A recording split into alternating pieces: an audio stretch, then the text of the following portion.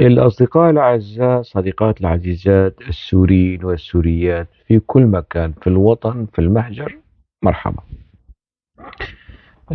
يكثر في الآونة الأخيرة الحديث عن الأقليات، والحديث عن الأقليات آه، لدى البعض من النخب السورية الثقافية والإعلامية والسياسية أحيانا يكون محببا، وأحيانا يكون مستهجنا. متى يكون الحديث محببا؟ عندما آه، يكون الحديث في مقام الذم والتشكيك والطعن والتشويه. وقت ذاك يكون يعني محببا. الكمية المهولة من الكلام آه، عن الأقليات في سوريا، الكلام السلبي طبعا، وكأنه الأقليات في سوريا هن اللي باعوا الوطن السوري، وهن الأقليات وأبناء الأقليات هن يعني القنابل الموقوتة في جسد الوحدة الوطنية، وهم اللي بيعرقلوا الوحدة الوطنية ودولة المواطنة وحقوق المواطنة وعملاء الأجنبي، ومن الكلام السخيف والمتهافت، ولا وطني طبعا، ولا ديمقراطي، ولا أخلاقي. لكن آه هؤلاء أنفسهم يعني هم اللي كانوا سباقين في الحديث عن الأكثرية والأقلية. عندما يعني قبل الثورة وأثناء الثورة على نظام بشار الأسد، أن هنالك أكثرية مظلومة، هي الأكثرية السنية من الأقلية الحاكمة الظالمة، وهي الأقلية العلوية. وقت ذاك يعني والأكثر حديثا حول ثنائية الأكثرية الأقلية كانوا هؤلاء في هذا الخصوص. يعني أنصار الإسلام السياسي، إخوان على سلفية على جهاديين، أو السنة الموجودين في التكتلات العلمانية والقومية، أو بين يعني قومي على إسلامي. هؤلاء دائما كانوا بيركزوا على هاي المسألة، مسألة الأغلبية أو الأكثرية المقموعة المظلومة من الأقلية العلوية. لكن عندما كان يصار في الحديث على جانب آخر، يعني من الأقليات القومية التي كانت يعني مظلومة ظلما مضاعفا من قبل النظام السوري، كان يعني الحديث عن الأقلية والأكثرية يتنحى جانبا عند هؤلاء، وكلنا سوريين وكلنا مقموعين، وبلا الحكي عن الأكثرية وعن الأقلية. ويعني يا الحديث، وهذا كاتب أقلوي، وكتاب الأقليات وأدباء الأقليات وتحالف الأقليات، من هالكلام السخيف يعني. ف يعني إذا حصلت سمر يزبك على جائزة أدبية في فرنسا، فورا كان يقال أنه منحوها هاي الجائزة لأنه هي شقرة وعيونها ملونة ومن الأقليات. إذا فازت نجاة عبد الصمد بجائزة محترمة ومهمة في العالم العربي، منحوها هذه الجائزة لأنه هي من الأقليات، مش لأنه هي قيمة أدبية إبداعية سورية. هي وسمر يزبك ينبغي لكل السوريين أن يفتخروا بهاتين القيمتين الأدبيتين. لا يصار الحديث عنه موضوع، لا يا أخي، موضوع أقليات. هوشنغوزي إذا فاز بجائزة أدبية مثلا، آه، منح الجائزة لأنه هو كردي يا أخي، من الأقليات. الأقليات مدللين والأكثريات مقموعين ومهمشون. طبعا هذا كلام عاري عن الصحة وينم عن عفن في الوعي اللي لدى البعض. أنا لا أعمم طبعا يعني. فالحديث عن الأكثريات نحن تعلمنا على إيديهم، يعني على زمن النظام السابق عندما كان يصار الحديث عن سلطة أو نظام الطائفة، فورا أنصار هذا النظام من العلويين ومن السنة ومن المسيحيين ومن الدروز والإسماعيلية، أنصار النظام، حاضنة النظام، فورا بيطلعوا لك أنت طائفي عم تحكي كلام بالطائفية مثلا. ويعني هذه الانتقادات الموجهة للنظام السابق كانت صحيحة، يعني حكم الأقلية على الأغلبية السوريين. يعني هيك كلام في نقد استبداد وطغمة الأقلية الحاكمة وقت ذاك كان يعني يعجب آه، الأكثرية ويصفقون لها لأنه جاي على هواهن.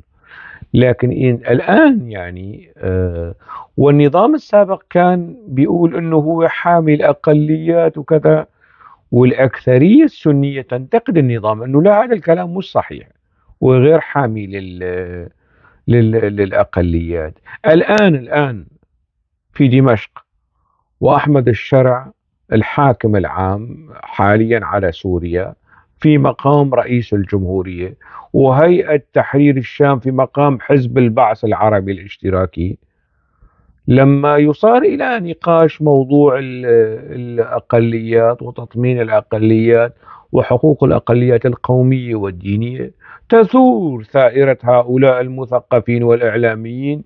الأقليات حاشا وكلا، وما تحكوا بهاي المسائل، وهذا تدخل في الشؤون السورية. انتو الوزير الخارجية الفرنسي كتير وقح، وزيرة الخارجية الألمانية وقحة كتير، عم تجي عم تحكي عن أقليات. شو أقليات؟ نحن ما عندنا أقليات أصلا. لازم نتوقف عن الحديث عن الكلام عن الأقليات. أقليات ما في بسوريا. نقول عنهم مكون، بلا ما نقول عن مكونات، نقول فئات، بلا ما نقول فئات، نقول يعني شو نقول. المهم نلغي مفهوم ومصطلح الأقليات في سوريا، وهذا جنون وجنوح نحو إعادة تدوير نظام البعث.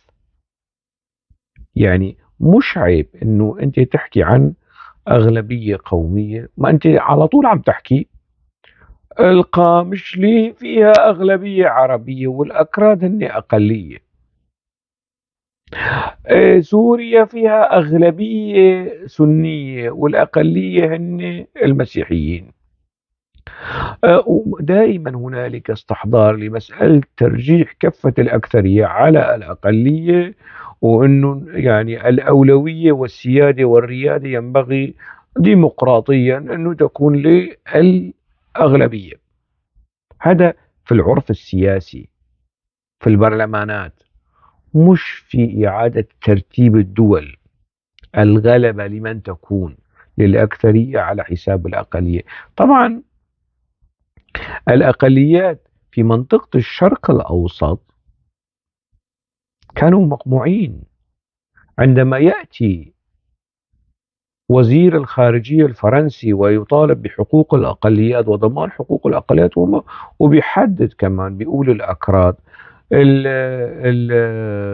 وزيرة الخارجية الألمانية لما بتجي بتقول حقوق الأقليات وتقول الأكراد، ما تهاجموا الغرب، لأنه أنتم كنتوا يعني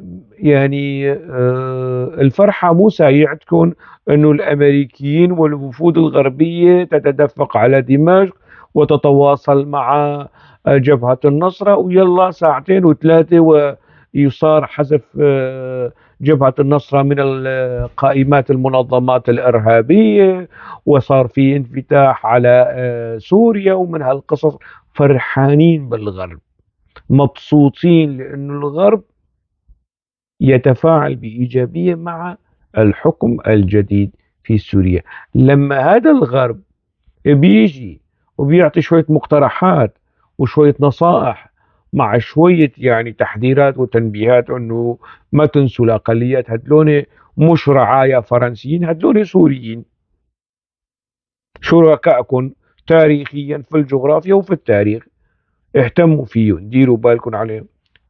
حاشا وكلا تثور ثائرة، والحساسيات القومية والهرمونات، الهرمونات البعثية والقومية والإخوانية والإسلامية كلها بتتفاعل وتنتج خطابا يعني أقل ما يقال فيه بأنه عنصري وفاشي.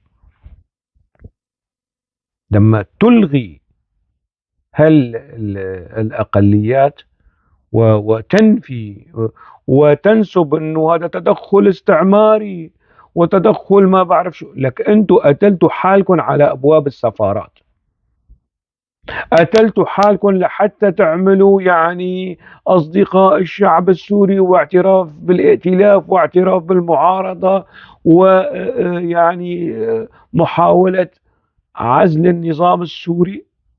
ما خليتوا شيء وساويتوا لحتى تقنعوا الأمريكيين والألمان والأوروبيين والفرنسيين والبريطانيين وكل يعني بارقة أمل وشيء إيجابي، كنتوا بتهللوا وتعملوا عرضات وخلاص، وهي الغرب يعني اتجه إلينا. الآن عندما الغرب شوي اهتمام بموضوع الأقليات، استعمار، وفرنسا قتلت 100 مليون ونص في الجزائر، والاحتلال الفرنسي في سوريا وما بعرف شو. حبيب القلب تعال هون، حبيبة القلب تعي انت كمان لهون. انتوا يا النخب الحاليا مبسوطين كتير بجبهة النصرة، انا خايف عليكم انه بكرة تندموا. يعني سوريا اللي انتوا حاليا بتدافعوا عنها هي منجز استعماري، والاستعمار من العمار. منجز، انا مش بمدح، هذا يعني المتعارف عليه. يعني سوريا هي منجز استعماري، لولا الاستعمار، هذا الاستعمار اللي انت عم تحكي عنه الفرنسي البريطاني، لكنت هلا انت عم تحكي تركي.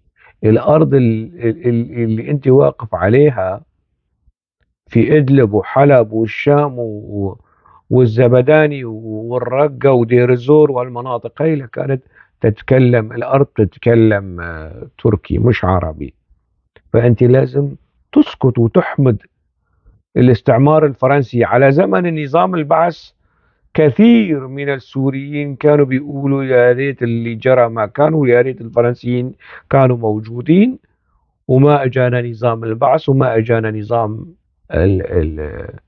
حافظ الاسد.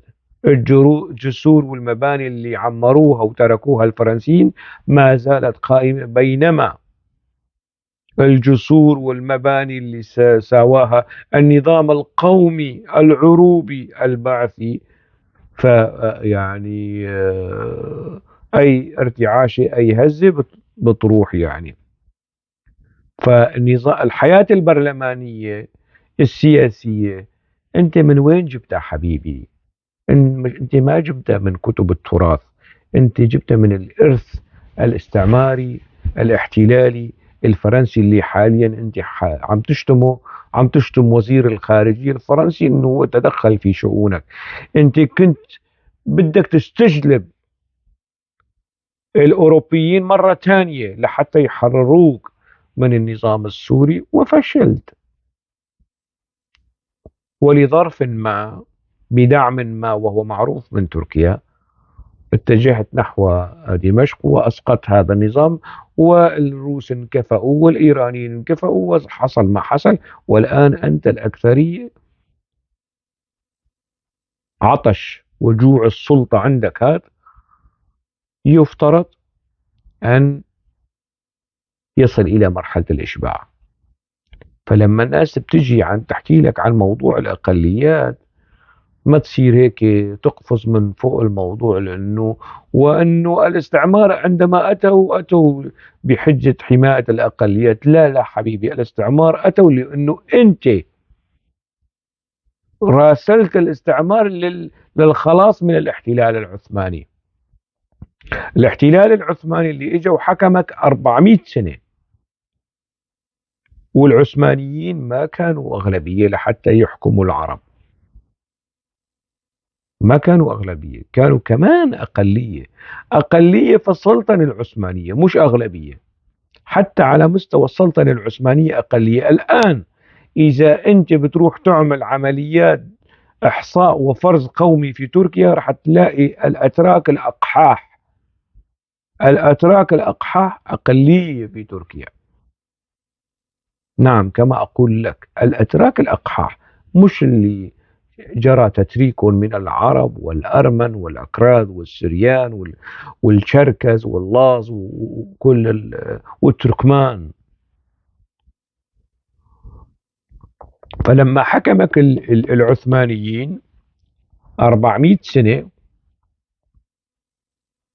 ويولي عليك باشوات أتراك وانسحب، أنت أصلا الجمعيات والأحزاب العربية وقت ذاك، النخب العربية وقت ذاك، شو كانت مطالبه؟ كانت مطالبه النظام لا مركزي، أنه الأقاليم العربية في الشام، في الحجاز، في العراق، الوالي يكون عربي، يكون من البصرة، من العمارة، من بغداد، من الكوت، من الكوفة في العراق، ويكون الوالي من الشام أو من حلب في سوريا، ما يكون تركي. ولم ينصت الأتراك لكم، بالعكس، الأتراك في نهايات السلطنة العثمانية النخب الثقافية المناضلة والسياسية العربية جرى تعليقها على أعواد المشانقة. حتى الآن تركيا الإسلامية، حتى الآن تركيا الأردوغانية لم تعتذر للعرب عن إعدامات جمال باشا السفاح.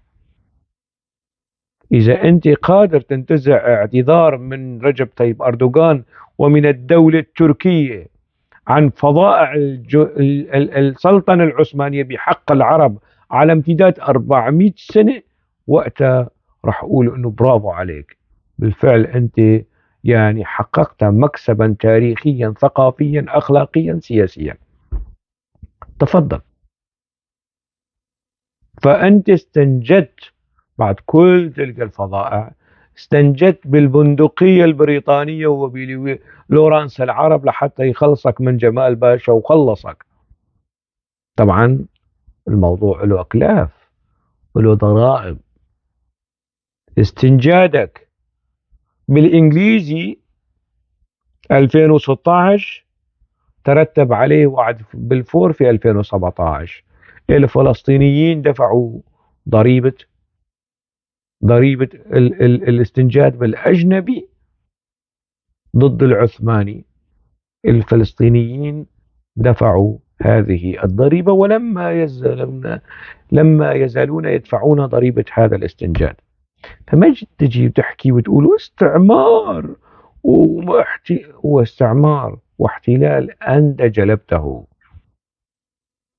والاستقلال اللي صار لاحقا بعد 25 سنة، بعد 25 سنة من الاحتلال الفرنسي، الفرنسيين رحلوا وتركوا لك دولة ودستور ومؤسسات وبرلمانيين. إخوانك في الدين والعقيدة السنية تركوا لك خرابا وجراد ومذابح ومشانق ومقابر جماعية. فالأوروبيين، أنا لا أدافع عن الأوروبيين، الأوروبيين فظعوا في إفريقيا، الأوروبيين فظعوا في البلدان العربية، الأوروبيين فظعوا في أوروبا. فأنت لما بتجي وتنتقد الأوروبيين خلي سندك وأرضيتك قوية. فيما يتعلق بالانتقاد، وانتقد الأوروبيين على طول. مش تجي بس الأوروبيين بيحكوا بموضوع الأقليات تستنهض فيك الحمية العروبية والدينية، وبتصير لك هذا وزير الخارجية الفرنسي كتير وقح، كتير وقح. ليش يا حبيب القلب؟ لأنه والله بيحكي بموضوع هذا بيتدخل بالشؤون السورية، و والمعارضين اشي علني اشي سري، سري مري، على وزارات الخارجية في برلين وعلى وزارات الخارجية في باريس وبريطانيا وأمريكا، مشان يقنعوا 10 سنوات من التسول والتهافت والهرولة إلى سفارات البلدان الأوروبية، والآن الاحتلال البريطاني والاحتلال الفرنسي قبل نصف قرن وما بعرف شو من القصص هي. لأنه هدلون صاروا بيحكوا بموضوع الأقليات. لماذا يتحدثون عن الأقليات وحماية الأقليات؟ يعني وهي الأقليات شرق أوسطية، وهي أقليات سورية. ومفهوم الأقليات مذكور حتى دينيا، يعني حتى الضعف والهوان، يعني الفئة القليلة التي غلبت فئة كثيرة، يعني هذا مفهوم الأقلية المؤمنة والأكثرية الطاغية الظالمة وقت ذاك. هذا وارد أيضا في النصوص المقدسة في القرآن الكريم وفي الأحاديث النبوية الشريفة. مش عيب. وانت ليش خايف؟ انت ليش مرعوب؟ انت ليش خجلان من نفسك؟ نعم، هذه أقلياتنا ونحن سنحميها. السريان في عين والأكراد في العين الثانية، والتشركس والتركمان في القلب، والأرمن على العين والراس، والعلويين أجنحتنا، والدروز يعني عقلنا. هكذا كلام حقيقي، مش إنشائي، دستوري، مش للاستهلاك الإعلامي والديباجة والخضاع والقصص هي لتثبيت أركان حكم دولة دينية ستكون فاشلة. هذا هو الأساس. أنه يا فرنسيين شكرا على هذه التطمينات، يا فرنسي يا ألمان كلامكم صحيح، نحن لازم نحمي الأقليات ونعترف بالأقليات ونصون الأقليات، هدلون أخوتنا وأولادنا. شكرا على ما تنستنهد فيكم الحماس العروبي والبعثي والإخواني والقاعدي كمان، وتطلعوا وهذا اللي يحكي أشو احنا بإدلب، هاي حلب وهي حمص وهي ما وهي دولة إسلامية، والله لنطحنكم طحن وعالذبح وما بعرف شو. هذا الإعلامي تبع جبهة النصرة. أنا لو مكان أحمد الشرح هذا بحاكمه، بجيبه هيك بقول له أنت أشو جاي تهدد الناس من إدلب؟ اركون ببيتك، اقعد اقعد. مشكلتنا مع قسد ستحل بالحوار بطريقة وبأخرى، بالتنازلات، بالتفاهمات، بالتوافقات الوطنية، مش بالتهديد والوعيد يا شاطر.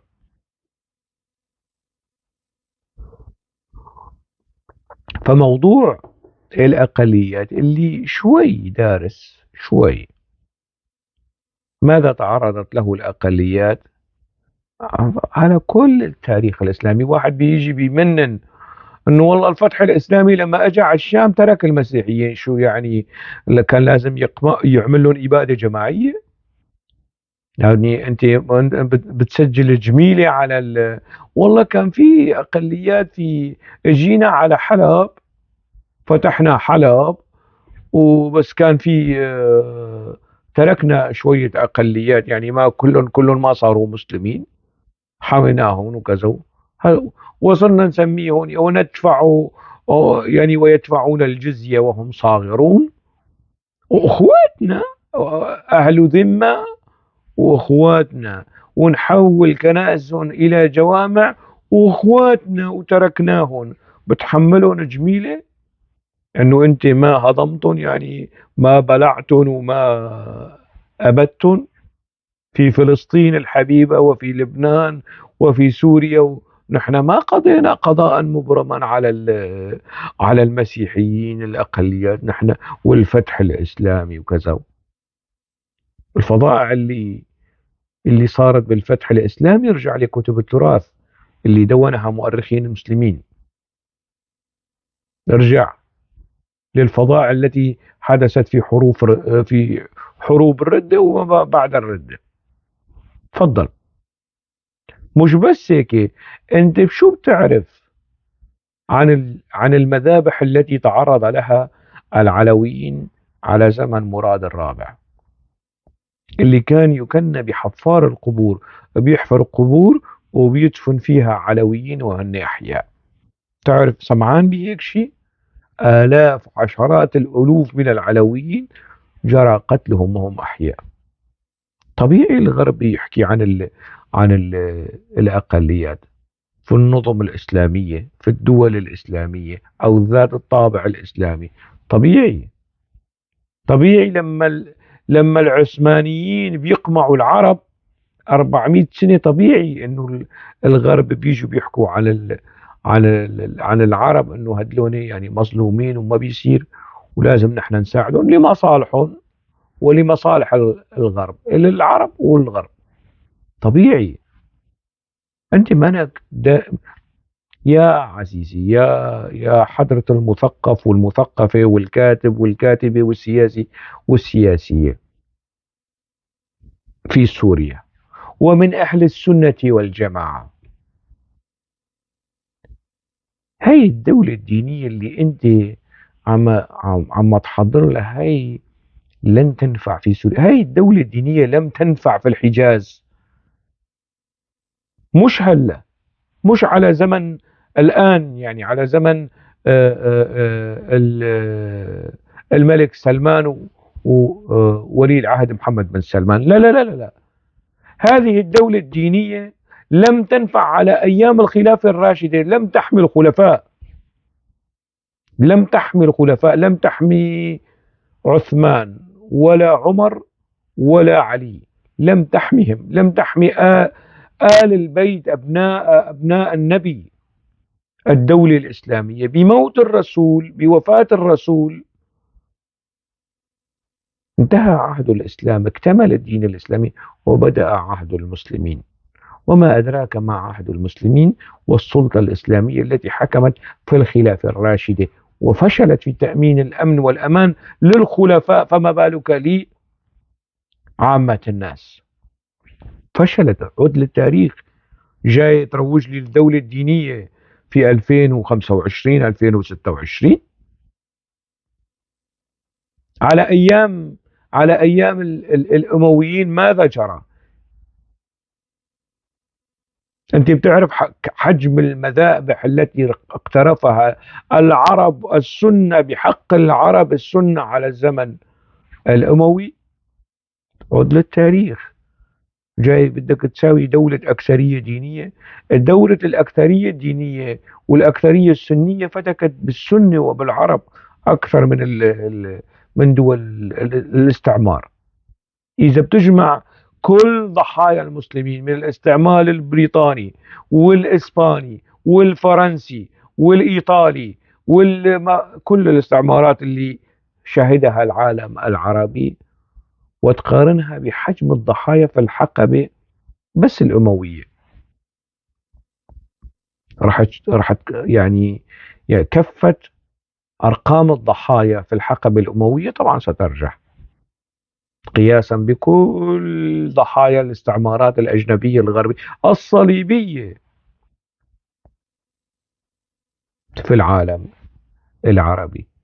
عندما جيت تحكي لي وتسوق لي على الدولة الدينية، لك عيب عليك. الدولة الدينية العباسية لما أتت ماذا فعلت في دمشق؟ ماذا فعل؟ نبشت قبور أبناء العموم الأمويين، طالعوهم من قبورهم يعني، عد إلى التاريخ الناصع للدولة الدينية الإسلامية لكي تعرف عندما تطالب بالدولة الدينية الآن في سوريا بتكون يعني على أرضية بينة وملم بالتاريخ، تاريخ الدولة الدينية في العالم العربي والعالم الإسلامي. ماذا فعل الأمويون، ماذا فعل العباسيون أبناء العمومة بالأمويين وخلوهم يهربوا. سرعة عبد الرحمن الداخل وهو يدخل الأندلس كانت يعني أعلى من سرعة الغزال، وهو بيهرب من دولة دينية قومية سنية آه، آه، عباسية. فما تيجي تحكي عن الدولة دي والدولة الدينية على زمن العثمانيين والدولة الدينية على زمن الفاطميين، لكن الدولة الوهابية الدينية السنية اللي هي المملكة العربية السعودية الآن بيتخلوا المنشأ الأساس كان هناك، وهم يتبرؤون الآن من كل هالنزوع الطائفي والمتزمت في الحجاز. والحجاز ما في يعني كمية، يعني غير الرعايا الأجانب ما في مسيحيين، وانت جاي تعمل لي دولة دينية في دمشق الآن يعني وتعيد معاوية. معاوية مشكوك في إسلامه، معاوية بن أبي سفيان هنالك من يقول بأنه كان مسيحي وهنالك من يقول بأنه مسلم، وأقاويل وأحاديث ومرويات وسرديات كثيرة. فأنت هلا تتأفف الأقليات صاروا كخ، وصاروا يعني هدلون عملاء الاستعمار والإمبريالية والانشكاحية والانبطاحية. من نحكي أقليات؟ لا، بدك تحكي أقليات وبدك تعترف بالأقليات وبالدستور. وانت لا يمكن أن تعزل سوريا عن العالم، لا يمكن. داعمك الرئيسي الكبير سلطان السنة أسد السنة أردوغان بينفتح بيحاول يعمل تسويات مع الأكراد.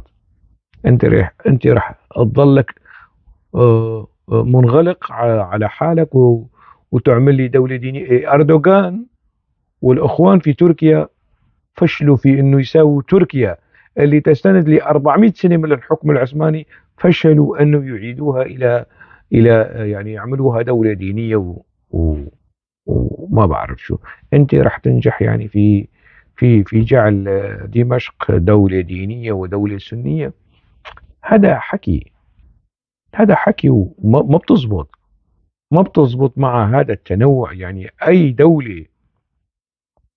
دولة في سوريا المستقبل، دولة العروبة، دولة المسلمين السنة، أهل السنة والجماعة، كل هذه الإحالات ضيقة على سوريا، تضيق الخناق على يعني إذا استندت الدولة إلى فقه أهل السنة والجماعة وكلنا أخوة وكلنا سوريين ودولة مواطنة، أنت ما راح تسمح لدرزي أو لعلوي واثنين عرب أنه يكون رئيس جمهورية على خلفية طائفية. ما راح تسمح لسرياني أو أرمني أنه يكون رئيس جمهورية على خلفية دينية. ما راح تسمح لكردي أنه يكون رئيس جمهوريتك على خلفية قومية. فهي ما تيجي تحكي لي كلنا سوريين كلنا متساويين كلنا ما بعرف شو. هذا الكلام الاستهلاك يتوقف عندما يكون دستور بلدك يستند إلى فقه قومي وفقه ديني وفقه مذهبي 100%.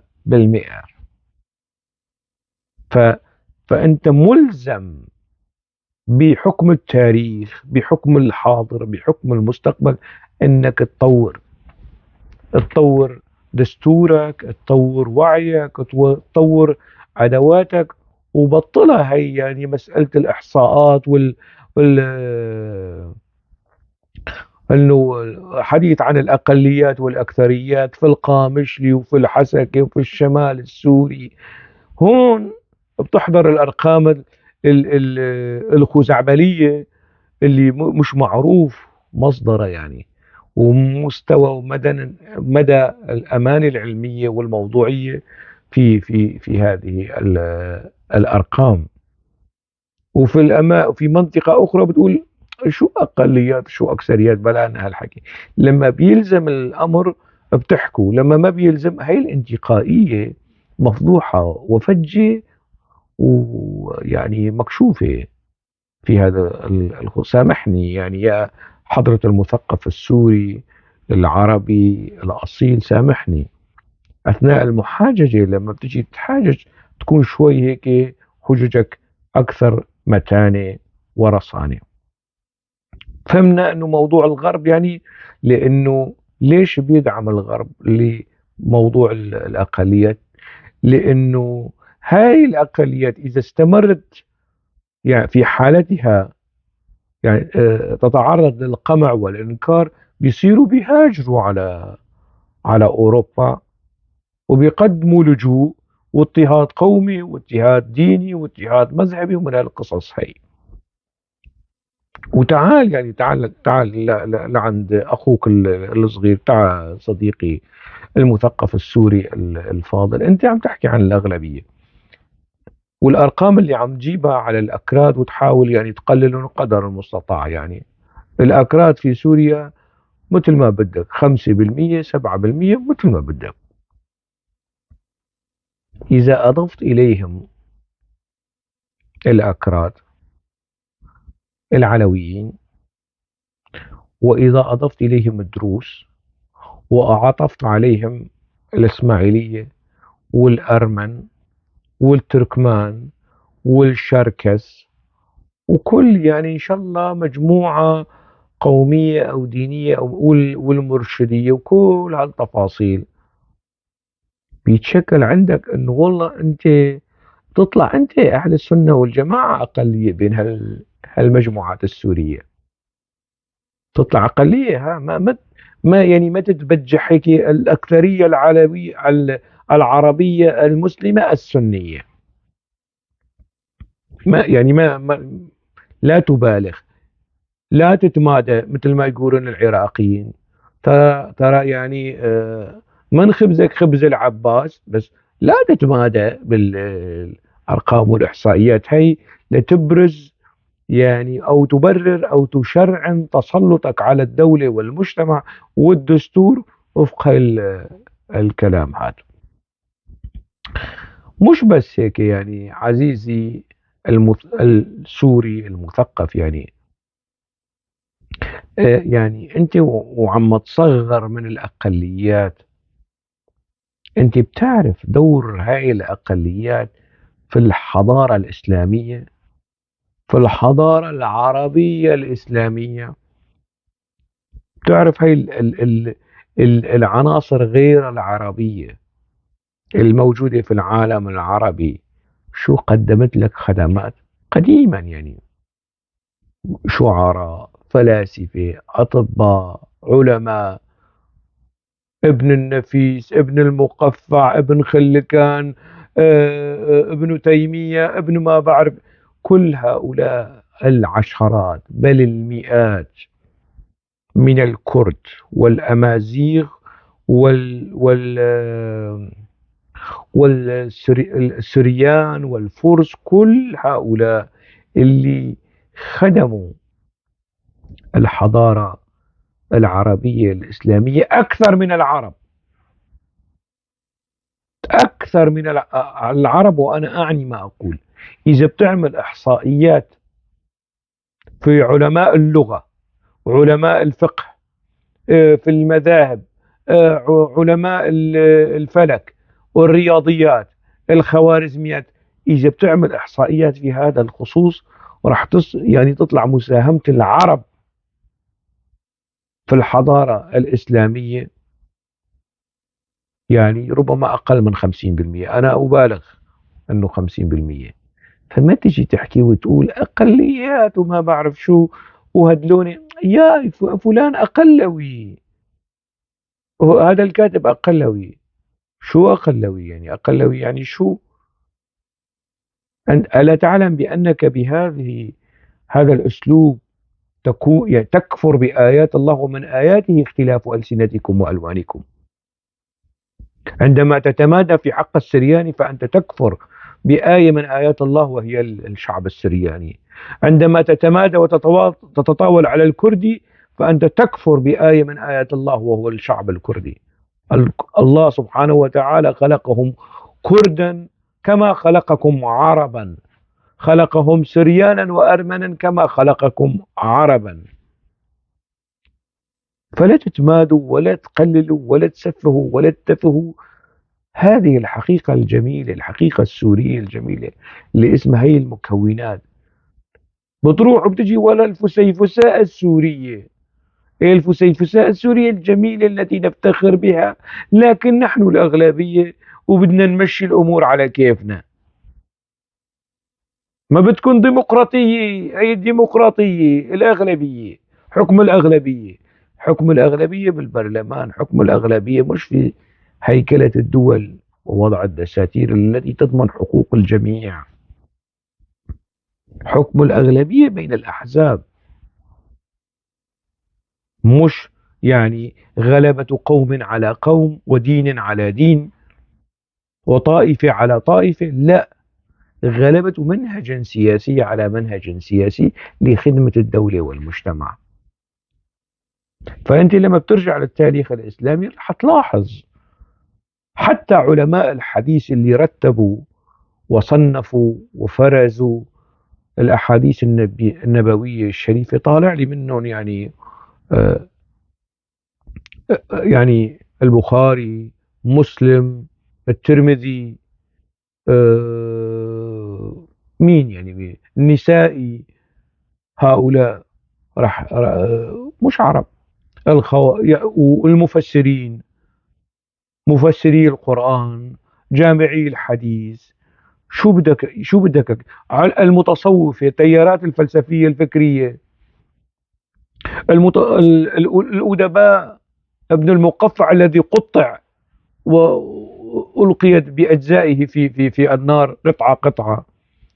أغلب هؤلاء العلماء المفكرين الفلاسفة جرى تكفير، جرى تكفير وقتل يعني الكثير منهم.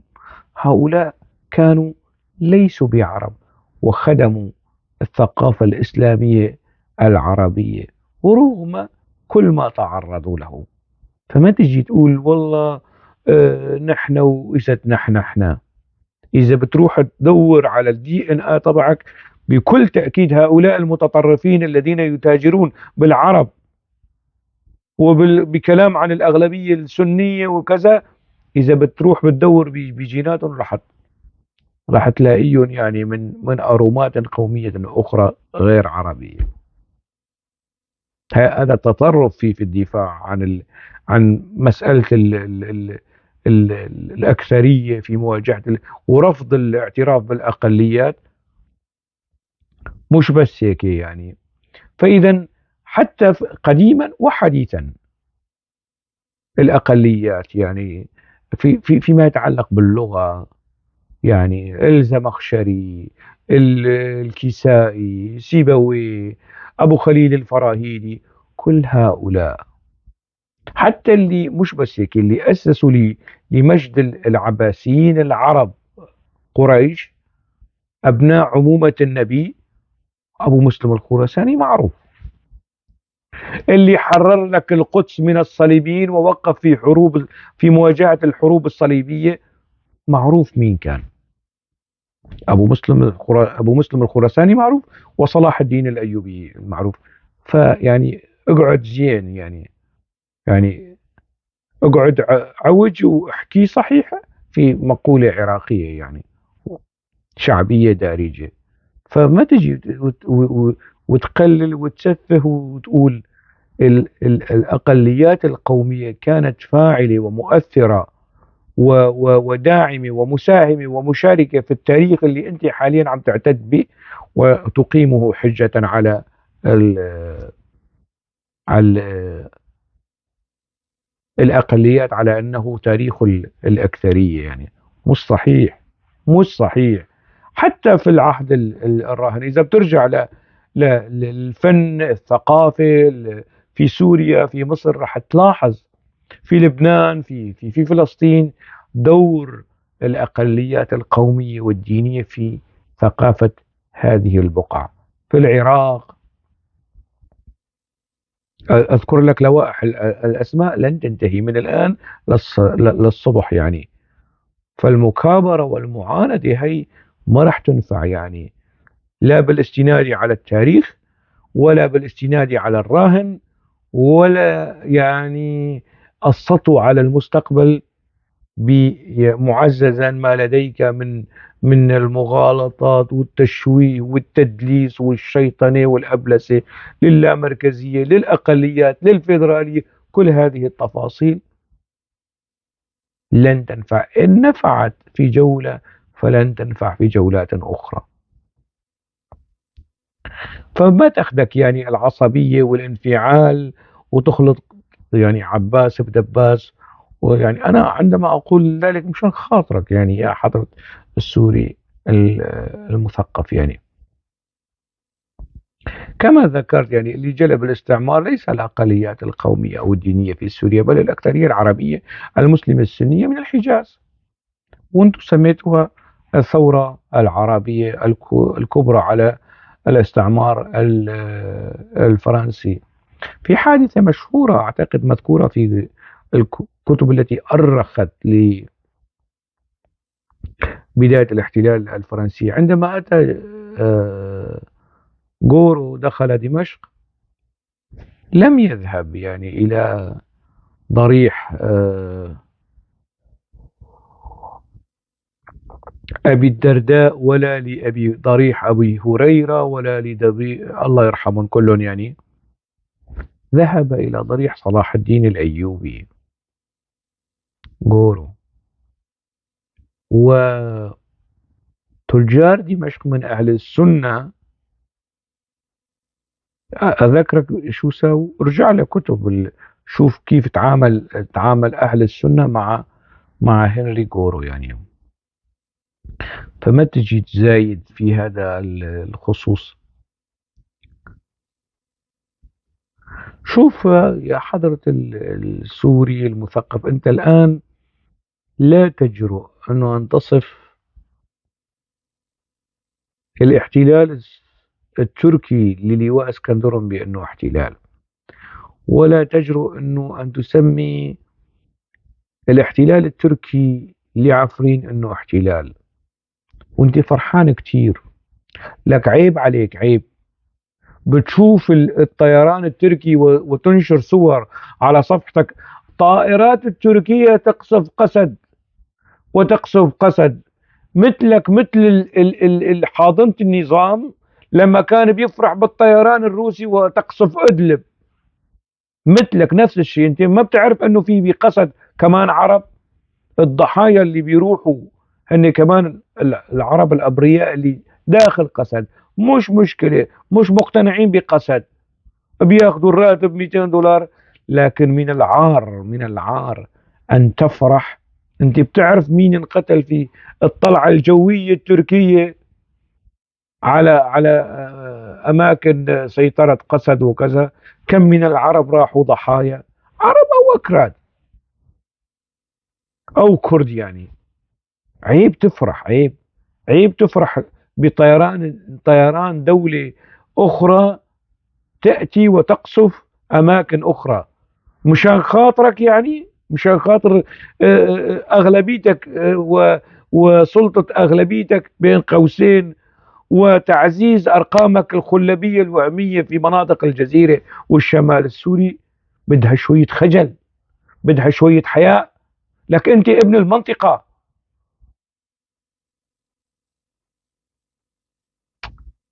غريب يعني الحال، التطرف الفاشي اللي وصلت له يعني هذه الحال حال عند بعض السوريين مع الأسف الشديد، وهم فرحانين بالطيران التركي بيجي وبيقصف أماكن سورية اللي بيروحوا فيها.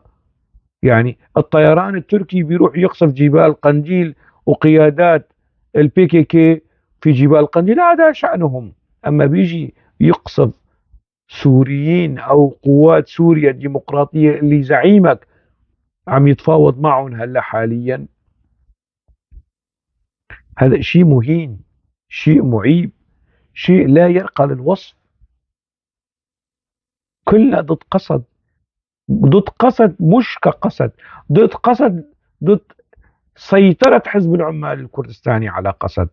لكن إذا تحولت قسد إلى كيان سوري خالص 100%، شو لك مشكلة؟ لك مشكلة مع هذا الكيان غير أنه كيان في أغلبيته أو في جزء منه كردي؟ هون أتمنى لحزب العمال الكردستاني أن ينسحب يعني فورا، لسبب أو لجملة من الأسباب، منها لكي تسقط حججك ومبرراتك في معاداة الأكراد على أساس أنت ضد الحزب العمال الكردستاني الإرهابي والقصص هي. ما تجي تزايد علي على انتقاد حزب العمال الكردستاني ورفض حزب العمال الكردستاني. هذا كلامي لازم يكون حلقة بلسانك وبأنفك وبإذنك وبهالمناطق من يعني، مشان ما تنسى، ما تزايد.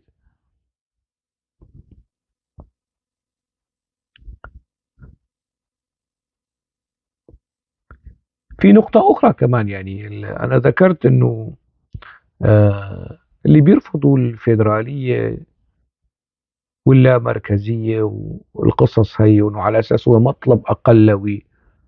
شو مطلب أقلوي حبيبي؟ شو مطلب أقلوي؟ هذا شكل من أشكال نظم الحكم والإدارة. شو مطلب أقلوي؟ يعني لما بيصير مطلب أكثروي، أهل السنة والجماعة بيقولوا إنه بدنا إقليم لحالنا. طيب شو رأيك يا حضرة الكاتب السوري المحترم المثقف؟ أنت بتعرف إنه أهل حلب لما في الاتحاد السوري اللي صار ما وحدة بين دولة دمشق، دولة أهل السنة والجماعة في دمشق وأهل السنة والجماعة في حلب، كانت بدعم ودفع فرنسي. كيف أقنع جورو الحلبية أنه يشاركوا في هذه الدولة؟ أنه العاصمة ستكون حلب ورئيس الدولة راح يكون صبحي بركات من حلب. هذول كانوا ميلون تركي. رجع للتاريخ، رجع للتاريخ وجاي عم يعني اللي قديمه انفصالي، اللي تاريخه قائم على الانفصالية والالتحاق بدولة أخرى، دولة أجنبية أخرى، ما يجي زايد علي الآن في 2025. ما يجي، ما بيطلع له يجي زايد علي في حب سوريا، في الدفاع عن سوريا، في الحفاظ على سوريا، في الدفع بسوريا نحو مستقبل يليق بها، مستقبل مزدهر جميل لا مركزي مرن منفتح حضاري معاصر.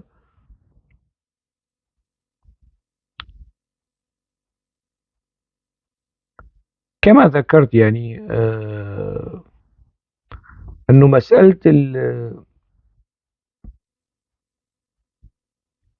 الخوف من مفهوم الأقليات مش مشكل. يعني أنا معك، تعال يعني نقضي سوا على نزيل مفاعيل هذا الخوف وهذا التوصيف، مشان ما يستثمر لا من الفرنسي ولا من الألماني ولا من الإنجليزي ولا من الاستعمار والإمبريالية والانشكاحية والانبطاحية.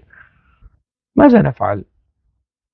مش نتمادى في الإنكار والاستهداف والتشنيع والتشويه، لا، بالاعتراف. يعني إزالة هذه المفاهيم لكي تشعر الأقلية بأنها أغلبية، أنها صاحبة الدولة، هذا ما بيكون بالكلام الاستهلاكي والكلام الإنشائي والغير يعني مدعوم دستوريا وسياسيا وقانونيا، لا، يعني هذا يلزمه مصالحات وإصلاحات دستورية جذرية وحقيقية لكي تشبع هذه الهويات بالاعتراف بالتحقق. ما تقول والله إيه أنا كان عندي جار كردي وجار أرمني وجار سرياني والله ما كنا بنحكي هذا الكلام هذا بينحكى بالأهاوي. في صياغة دساتير الدول لا يقال هكذا. ينبغي أن يكون هنالك الشعب السوري يتألف من الشعب العربي والشعب الأرمني والشعب الكردي والشعب السرياني، كل هالتفاصيل أن يصار إلى ذكرها. ما نقول شعب، نقول أقليات، لا ما نقول أقليات، نقول مكونات، لا ما نقول مكونات، نقول فئات وشرائح. شوفوا اللعب، مستويات اللعب والتدليس والتحوير في هذه المسميات فقط للتنصل من استحقاقات هذه التنويعات القومية السورية. يعني هذا هو حال مثقفنا السوري الحالي مع الأسف الشديد. فموضوع ال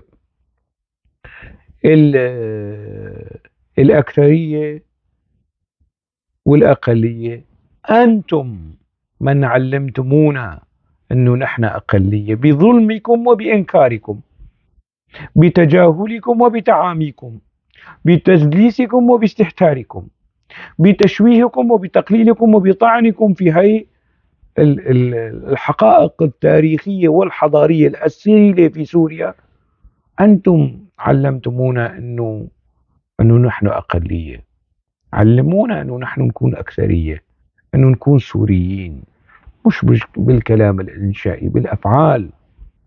فالغرب عندما يأتي ويتحدث عن ضمان حقوق الأقليات بكل تأكيد مش مشان سواد عيون العلويين أو الدروز أو المسيحيين أو السريان أو الأكراد أو التركمان، لا، مشان مصالحه.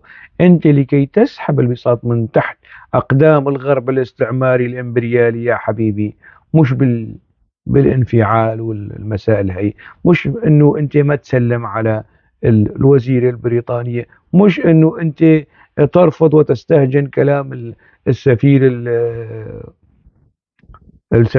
او وزير الخارجية الفرنسي، لا لا لا لا لا، بخطوات جادة، انه انا ما راح اسمح للاوروبي يتدخل بشؤون بلدي، ونحن راح نساوي هذه المسائل، وهي إصلاحات دستورية، وهي اعتراف بالأكراد، وهي نظام لا مركزي، وهي شراكات المكونات السورية في الجيش، في الأمن، في القضاء، في المؤسسات، مش كله من جبهة النصرة، مش كله من أهل السنة والجماعة، مش قاعدة أو شرط رئيسي أنه أن يكون رئيس الدولة مسلما عربيا ومن أهل السنة والجماعة. هالتفاصيل هي، هالإصلاحات هي بتسويها، بتسكر باب الذرائع أمام الغرب الاستعماري والاستكبار الفرنسي والبريطاني والأمريكي. فمان علي يا شاطر بهيك خطوات جادة ودستورية تحصن البلد من أي تدخلات خارجية. أما بالمزيد من كلام الكراهية وتشنيع وتشويه الأقليات، إنه شو أقليات؟ ما في أقليات. إيش ده هاد؟ إيش تقول لك؟ شو هاد يوب؟ شو أقليات؟ مش بهاي الطريقة. أنا بشوي عم بمزح مشان يعني ما يصير الموضوع هيك يعني ناشف. لا، الإصلاحات الجدية ويعني وعلى منهاج، ومن آياته اختلاف ألسنتكم. هاي الآية هاي والأحاديث لا يحب ما آمن بي أحدكم حتى يحب لأخيه ما يحب لنفسه.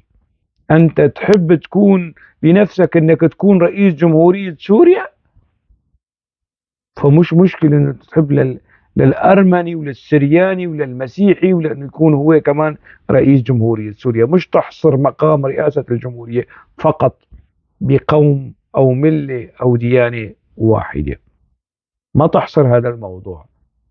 إذا أنت حصرت فأنت فضلت،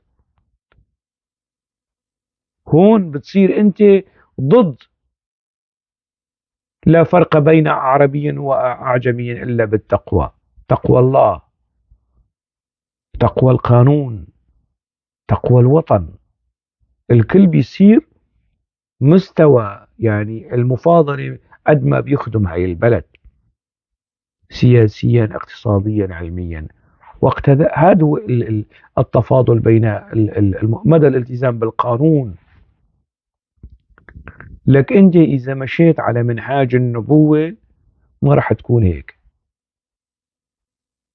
انت لما تعملها دولة اسلامية قومية انت مش على منهاج النبوة يا صديقي المثقف السوري ابدا، ولا على منهاج الديمقراطية، ولا على منهاج الوطنية اللي صرعت سمانا بهذا الكلام. دولة المواطنة والوطنية وكلنا وطنيين وكلنا سوريين. لما بيكون تفاضل بين السوريين على أساس قومي أو مناطقي أو حزبي، هي ما اسمها دولة وطنية. هي دولة تتغنى بالوطنية لكنها دولة القوم، دولة الدين، دولة المذهب، دولة الحزب. وصلت الفكرة؟ تاني مرة إذا بدك تحكي يعني أشوفك تاني مرة تحكي عن الأقلية بطريقة هيك منفرة وفيها سخرية وفيها تشنيع وتشويه. يعني تاني مرة راح أقول لك اخرس خالص، ما عاد تحكي بالقضايا الوطنية. اللي بيستهدف أقليات بلده وبيشوه فيها وبينقص فيها حرام عليه يحكي عن الوطنية والمواطنة.